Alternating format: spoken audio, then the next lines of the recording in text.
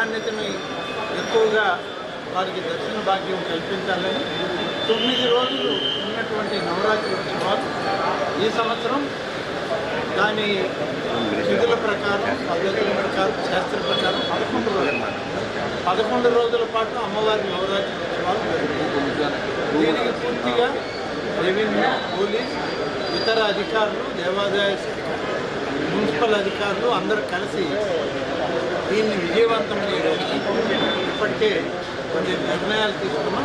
ఆ నిర్ణయాలను పూర్తి స్థాయిలో అమలు చేయడానికి కావాల్సిన ప్రిపరేషన్స్ అన్నీ కూడా పూర్తి చేయాలని చెప్పడం జరిగింది. పోయినటువంటి రివ్యూలో జిల్లా కలెక్టర్ గారు, జేసీ గారు, సిపి గారు, నేను, ఇతర దేవాదాయ కమిషనర్ గారు అందరూ మళ్ళీ కూడా ఈ కార్యక్రమం ఇంకా బాగా జరపాలనే దాంట్లోనే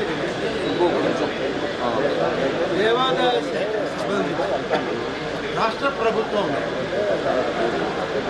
ఒక గ్రూప్ ఆఫ్ మినిస్టర్స్ కమిటీని గతంలో ముఖ్యమంత్రి గారు ఏర్పాటు చేయడం జరిగింది. దానిలో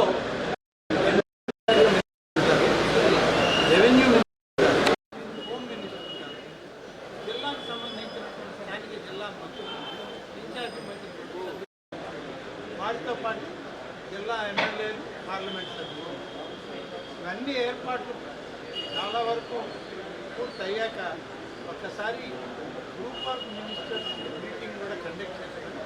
కమాండ్ కంట్రోల్ రూమ్ ఏర్పాటు అయిన తర్వాత అక్కడ ఈ సమావేశం ఏర్పాటు చేసి దానిలో మంత్రుల యొక్క సలహాలు, సూచనలు కూడా తీసుకొని ఏదైనా మార్పులు చేరుకుని ఆ చివరి వారంలో చేస్తామని ఏర్పాటు చేస్తారు.